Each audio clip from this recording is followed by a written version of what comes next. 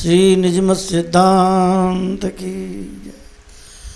जय जय श्री राधे।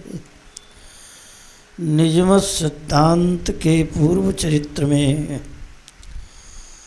तानसेन जी का चरित्र, तानसेन के साथ अकबर श्री धाम वृंदावन आकर के स्वामी श्री हरदास जी महाराज के चरणों में प्रणाम करके संगीत श्रवण करने के पश्चात और वृंदावन के संतों से मिलते हुए सबकी सेवा करते हुए पुनः दिल्ली चला गया और स्वामी जी की बड़ी प्रशंसा की। स्वामी श्री हरदास जी महाराज का किसी चित्रकार के द्वारा चित्रपट बनवाया और अपने यहाँ महल में लगवाया। इस प्रकार स्वामी जी में उसका विशेष प्रकार से भाव था। इस प्रकार आगे का चरित्र वर्णन करते हैं। पादशाह तानसेन कोई एक समय गायो अद्भुत राग, सुंदर मोती कान के दये सहित अनुराग। दिल्ली में किसी समय तानसेन को विशेष प्रकार से भाव गाने का प्रकट हुआ। बड़ी मस्ती से बड़ा सुंदर राग गाया। उसकी गायकी से अत्यंत प्रसन्न होकर के अकबर ने अत्यंत कीमती अपने कान का मोती कुंडल उसको मोती उतार कर दे दिया। अच्छा, कोई बात नहीं। श्री तानसेन जी ने प्रेम से स्वीकार किया। कुछ दिन बाद उस मोती को तानसेन का एक सेवक था, उसे परमावश्यक था, वो गरीब था, उसको तानसेन जी ने वो मोती दे दिया। अब जब दरबार में आए तानसेन जी और मोती न देख करके अकबर ने पूछा, भाई कहाँ गया मुक्ता फल, वो मोती कहाँ गया? मैंने तुमको बड़े प्रेम से बहुत कीमती वस्तु तुम्हारे लिए दी थी और तुमने उसको क्या किया? उसने कहा, महाराज मैंने तो सेवक को दे दिया। तो अकबर बहुत नाराज हुआ कि हमको ऐसा ही मोती चाहिए, और वैसा इनके पास था नहीं। तो तानसेन जी ने कहा, हमें 2 महीना का समय आप प्रदान करें, हम प्रयास करके ऐसा ही मोती आपको लाकर कहीं न कहीं से देंगे। ले लवाब जमो उठी चलो प्रथम देश समूहाय, राजा राम बघेल पे तुरंत पहुँचो आए। और वहाँ से दिल्ली से हट कर के पहले जहाँ संगीत गाते थे, जिस दरबार में राजा राम बघेल के यहाँ मध्य प्रदेश में, वहीं आकर के श्री ठाकुर जी के मंदिर में जिस समय राजा राम बघेले अपने ठाकुर जी की सेवा कर रहे थे मंदिर के भीतर, मंदिर के बाहर बैठकर तानपुरे के साथ और तानसेन ने गाना प्रारंभ किया।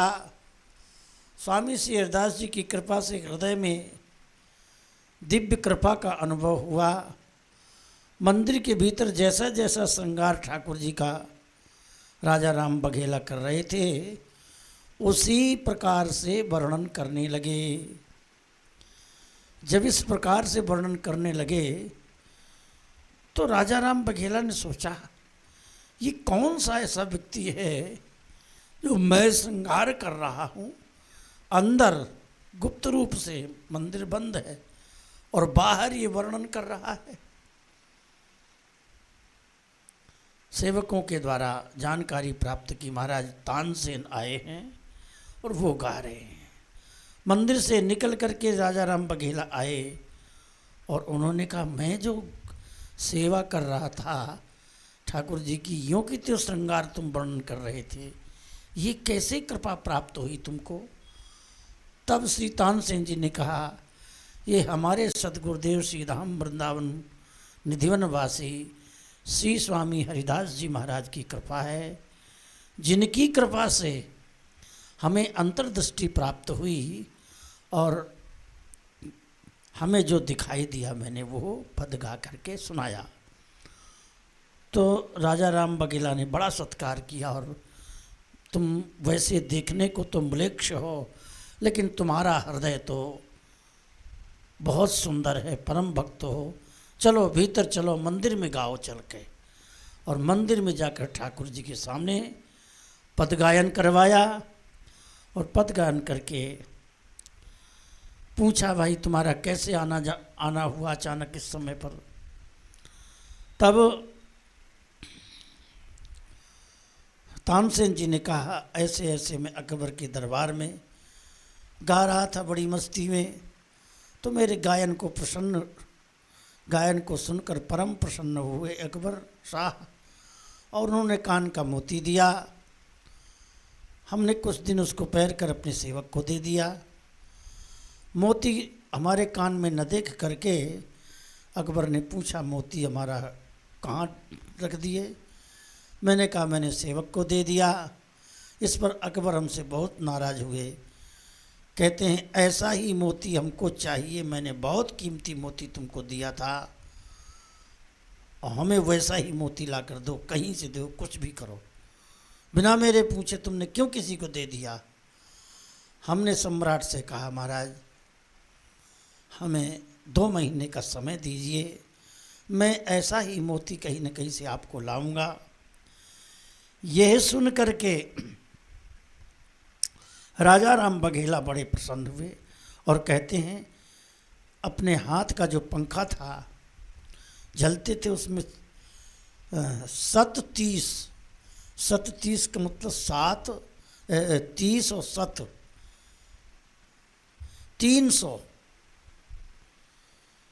300 मोती लगे हुए, एक वैसा ही उससे भी कीमती मोती प्रकाशमान उनका पंखा था राजा राम बघेला का, और वो पंखा प्रदान किया और ये कहा कि लो ये जाकर के पंखा समेत राजा को मोती प्रदान कर देना। ऐसा सुन करके और वो तानसेन बड़े प्रसन्न हुए, वो जाकर उन्होंने अकबर को प्रदान किया। अकबर उसको देख करके बहुत चकित हो गया कि इससे भी कीमती ये तुम कहाँ से मोती कैसे कैसे लाए। तानसेन बोलो, अब चलिए बिजनालय अकबर ते मिलिए। तानसेन आज्ञा लई नृप की ना सन्मान, श्री स्वामी को शीस नमी, कहियो तुम पद ध्यान। और इस प्रकार राजा राम बघेले ने भी तानसेन से कहा कि स्वामी जी को हमारा भी प्रणाम कहना। इस प्रकार अकबर चकित भयो लखी मोती, अपने ते अद्भुत अति ज्योति, आय सुलय श्री बन को आयो। और वहाँ से फिर अकबर से आज्ञा मांगी तानसेन ने कि महाराज मैं अपने गुरुदेव श्री स्वामी जी महाराज के पास वृंदावन दर्शन करने जा रहा हूँ, क्योंकि जिन्होंने हमको पंखा दिया था उन्होंने कहा हमारा प्रणाम स्वामी जी को पहुँचा देना वृंदावन धाम में, इसलिए मैं उनकी बात उन तक पहुँचाने जा रहा हूँ। इस प्रकार राजा राम श्री तानसेन जी गए। स्वामी रीति नृपति की जानी, हम पे प्रीति गए उन्मानी। और श्री धाम वृंदावन में पुनः तानसेन आकर स्वामी श्री हरिदास जी के चरणों में प्रणाम किया और प्रणाम करके मोती की सारी कथा सुनाते हुए श्री राजा राम बघेले के दिव्य भक्ति भाव में प्रेम का जब वर्णन किया तो स्वामी जी बड़े प्रसन्न हुए। स्वामी जी कहते हैं, हाँ राजा राम बघेला जी हमसे बहुत प्रेम मानते हैं, प्रीति है उनकी, श्रद्धा है, विश्वास है, और तानसेन ने कहा महाराज उन्होंने आपके प्रति हमसे कहा है, हमारा प्रणाम उनको भेज देना। स्वामी जी उनके प्रणाम को सुन करके बड़े प्रसन्न होते हैं। शुद्ध विचार माँ गंभीरा श्रीजू लख्यो सरदवत नीरा। अब कुछ समय बाद राजा राम बघेला भी वृंदावन धाम को आते हैं। स्वामी श्री हरिदास जी महाराज के निधिवन में दर्शन किया। श्री बांके बिहारी लाल जी के शिव विग्रह को साक्षात दर्शन किया तो वाम भाग में श्री राधा रानी खड़ी हैं। श्रीजू लख्यो शरदवत नीरा, जैसे शरद ऋतु में बिल्कुल स्वच्छ जल हो जाता है, निर्मल हो जाता है, ऐसे श्री श्री जी के रूप का दर्शन किया। भक्ति सहित स्तुति करी वाणी विविध विनोद, श्री हरिदास प्रसन्न करी मानि महा मनमोद। और राजा राम बघेला ने श्री बिहारी जी को प्रणाम किया और स्वामी श्री हरिदास जी को साष्टांग प्रणाम करके बहुत विनती की, स्तुति की।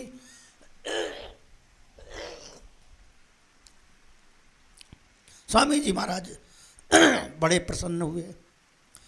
होत रसोई लकी भूपाला, रसोई घर में श्री बिहारी जी महाराज के लिए रसोई बनाई जा रही थी। उसमें सब पात्र रज के ही थे, रज का ही करुआ, रज की चीपी, रज का गिलास, रज की ही मटकी। यह देख करके राजा राम बघेला ने आकर के स्वामी जी महाराज से प्रार्थना किया कि महाराज एक प्रार्थना है, मैं तुम नित्य प्रति मंजन करवाओ, तज गिलान फिर पाक बनाओ। उसी करुआ से आप स्नान करते हैं, उसी करुआ से नित्य क्रिया करते हैं और वही करुआ ला करके रसोई में प्रवेश हो जाता है। यह देख करके महाराज मेरे मन में बड़ी ग्लानि हुई है कि रज का पात्र जो मिट्टी का पात्र होता है, एक बार उपयोग में लाने के बाद दोबारा उपयोग में नहीं लाते, अशुद्ध माना जाता है। तो तिनके पात्र धातु के चाहिए, इसलिए बिहारी जी महाराज की सेवा के लिए धातु के पात्र चाहिए। पीतल है, कांसा है, तांबा है, सोना चांदी है। तो श्री ठाकुर जी की सेवा के लिए आप हमें आज्ञा दें तो हम धातु के पात्र मंगवा दें और ठाकुर जी की सेवा हो। श्री हरिदास कहत हंसी बानी, यह बन दंपति की राजधानी। स्वामी श्री हरिदास जी महाराज प्रसन्न हो गए उनकी राजा राम बघेला की निश्चल बात सुन करके। एकदम शुद्ध चित्त से कहा और हंसकर कहते, देखो भाई, लक्ष्मी शिव सनकादि सब, लक्ष्मी जी, शिव जी, सनकादि जी, नारद जी, ये सब वृंदावन की रज की इच्छा चाहते हैं और पुष्कर, प्रयाग, तीर्थराज भी श्री धाम वृंदावन की रज के लिए ललचाते हैं। उद्धव जी तो साक्षात भगवान श्री कृष्ण से कहते हैं, आशा बहो चरण रेणु श्याम हम श्याम वृंदावन गुलमलतौषधि नाम। हे प्रभु, हे मित्र, हे श्री कृष्ण, यदि आप हम पर प्रसन्न हैं तो हमें वृंदावन की रज बना दो, लता बना दो, गुलमौषधि बना दो। क्योंकि जिस रज पर प्रिया प्रीतम चलते हैं, जिस वृंदावन की रज पर श्यामा श्याम के चरण चिन्हांकित जो रज है, इसको जार भाग बड़ो वृंदावन पायो, जार रज को सुर नर मुनि वांछित विधि शंकर से नायो। सो रज अब कृपा कर दीनी, वो रज कृपा करके प्राप्त हुई है श्रीधाम वृंदावन में। बहुत जन्म जन्म के बाद ये भाग्य प्राप्त होता है जो वृंदावन की प्राप्ति होती है। ऐसे श्रीधाम वृंदावन की रज की इच्छा करते हैं उद्धव जी, जो बृहस्पति जी के शिष्य हैं, इतने बड़े ज्ञानी जी हैं, और ये सब वृंदावन की। तो ये रज साधारण नहीं है, ये रज मिट्टी नहीं है, ये रज, ये वृंदावन की भूमि कंचनमय है, हीरा मणि कंचन से जड़ी हुई है। ताते अधिक धातु ना होई, या समशुद्ध विश्व में कोई। इसके समान, ब्रज रज के समान कोई भी धातु नहीं है। दिव्य कंचन में अमनी है, भूमि है। इसके समान कोई भी शुद्ध पात्र नहीं है। भूपति बदित भयो सिरनाई, कहीं न्यून देखी मन आई। राजा ने कहा महाराज, हमने जो आँखों से देखा वो आपसे प्रार्थना की, अब आपको तो दिखाई दे रहा है कि दिव्य मणिमय है ब्रज वृंदावन की भूमि, हमें तो नहीं दिखाई दी। हमें जैसा दिखाई दिया ऐसा मैंने आपके चरणों में निवेदन किया। हमसे कोई अपराध हुआ है तो महाराज हमें क्षमा करें। स्वामी जी मुस्कुरा कर बोले, ठीक है ठीक है। सेवक को आज्ञा दी, जाओ जाओ इनको बिहारी जी के पुनः दर्शन कराओ।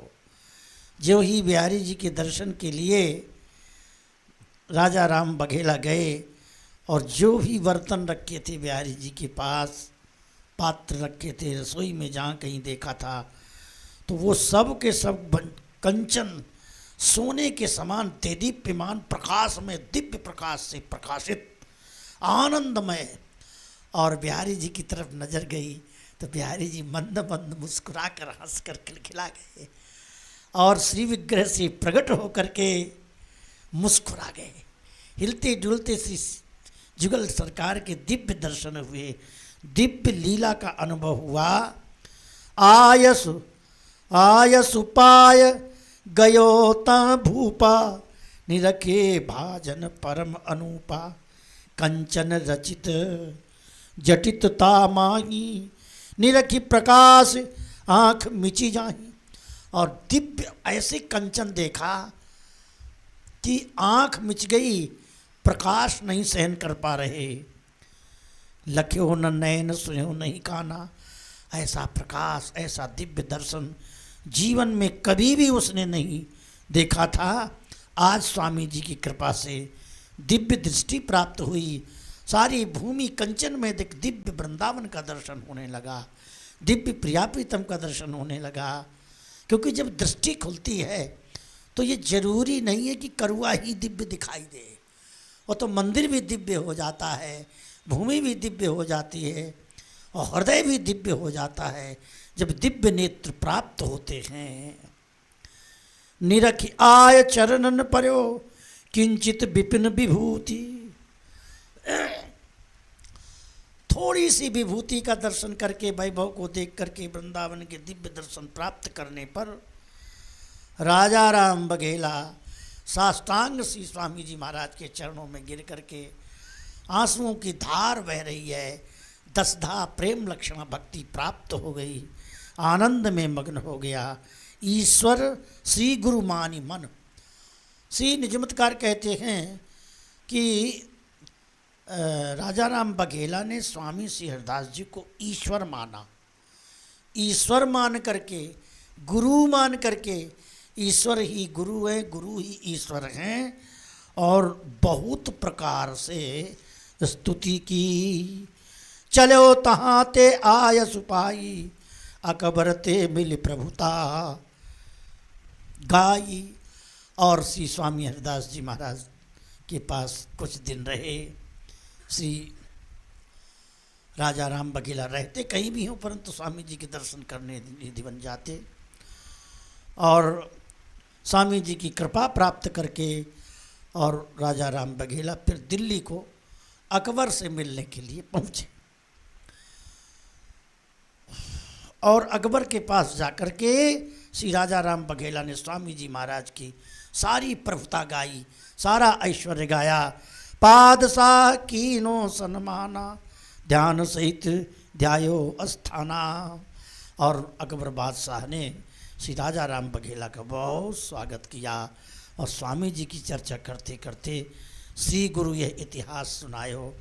गुरुदेव का ये इतिहास जब सुनाया तो दोनों ने हाथ जोड़े, पूरी सभा श्री स्वामी हरिदास जी महाराज की जय जयकार करने लगती है।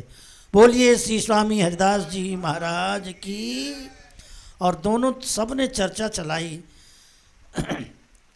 श्री निजमत सिद्धांत कहते हैं, शुद्ध मलिच्छ धर्म के सूला, सोहु भय परम अनुकूला। वैसे ही ये शुद्ध मलिच्छ है, मुसलमान है, लेकिन स्वामी जी के प्रति जो इसकी श्रद्धा है, जो प्रेम है, बस वो एक गुण देख करके ही श्री वृंदावन के प्रति श्रद्धा, स्वामी श्री हरिदास जी के प्रति श्रद्धा, जो स्वामी श्री हरिदास जी की कृपा हुई, बस इस विषय को ध्यान में धर करके हम तो अकबर की प्रशंसा करते हैं और बाकी राजकाज उनका विषय है, हम उस पर कोई चर्चा नहीं करते। इस प्रकार अब कृपाल मैं हूँ लक्यो, स्वामी जस सुखसार, श्री वल्लभ मिलियो कहो कृष्णदास निर्धार। अब श्री गुरुदेव अपने शिष्य से ये कथा कह रहे थे। कथा कहते कहते कहते हैं कि देखो, अब मैं श्रीमद् वल्लभाचार्य जी के कृपा पात्र पुत्र एवं शिष्य श्री गोसाई बीठलनाथ जी महाराज विराजमान थे। श्री गोवर्धन में श्रीनाथ जी के मंदिर में अष्टछाप के कवियों की स्थापना की थी। जो अष्टछाप के कवि 8 याम, सुबह दोपहर शाम रात्रि सुबह के समय श्री ठाकुर जी को समय समय पर सूरदास जी, कृष्णदास जी, कुंभनदास जी, श्री नंददास जी, परमानंदास जी, चीती स्वामी, ये राग की सेवा करते थे। तो वल्लभ मिली वो कहो कृष्णदास निर्धार। अब श्री कृष्णदास जी के बारे में, कृष्णदास जी ब्रह्म राक्षस हो गए थे। ब्रह्म राक्षस कहते प्रेत को। ऐसी दुनिया में बदनामी हो गई थी कि कृष्णदास सदी के अधिकारी होकर के प्रेत हो जाए, ब्रह्म राक्षस हो जाएं, ये कितनी बड़ी बुरी बात है। ये झूठी अफवाह फैला दी गई थी, वस्तुतः ऐसा नहीं है। वल्लभ कुली सिद्धांत में हमने सुना कि श्री गोसाई बीठलनाथ जी के प्रति कृष्णदास जी ने अपराध किया था। उस अपराध के कारण श्री कृष्णदास जी धाम प्राप्ति पर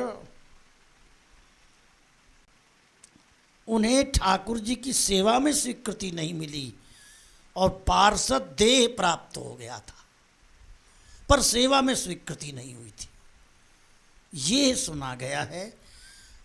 तो उस पार्षद देह को किसी महान भाव ने दर्शन किया और शोर मच गया, वो तो प्रेत हो गए, प्रेत हो गए। एक पार्षद देह प्राप्त होता है और सेवा में स्वीकृति हो जाती है। तो ये बात जब गोसाई बीठलनाथ जी ने सुना, श्री बीठलनाथ जी ने दर्शन किया। यहाँ अप्सरा कुंड पर पीपल के वृक्ष पर लीला का दर्शन करते थे, कृष्ण लीला का। श्री कृष्णदास जी और गोसाई जी से प्रार्थना की, महाराज मैंने आपका अपराध किया है, इसलिए हमें सेवा में स्वीकृति नहीं हुई, पार्षद देह प्राप्त हो गई है। गोसाई बीठलनाथ जी बहुत रोए और कुंड का जल हाथ में लेकर के और श्रीनाथ जी से प्रार्थना करते हैं, हे श्रीनाथ जी, मैं आपका हूँ, आप हमारे हैं। श्री कृष्णदास जी ने जो भी हमारे प्रति अपराध किया है, मैं उसको क्षमा कर रहा हूँ, अपनी तरफ से मैं क्षमा कर रहा हूँ, और ये कृष्णदास जी मेरे हैं, मेरे अधिकारी हैं, ऐसा आप कृपा करके मेरी तरफ से प्रार्थना है, आप इनको सेवा में स्वीकार करें। ये प्रसंग वल्लभ कुल सिद्धांत में आता है और जो निजमत सिद्धांत में आ रहा है कृष्णदास जी की चर्चा, ये फिर हम लोग कल श्रवण करेंगे। बोलो वृंदावन बिहारी लाल की जय। जय श्री राम।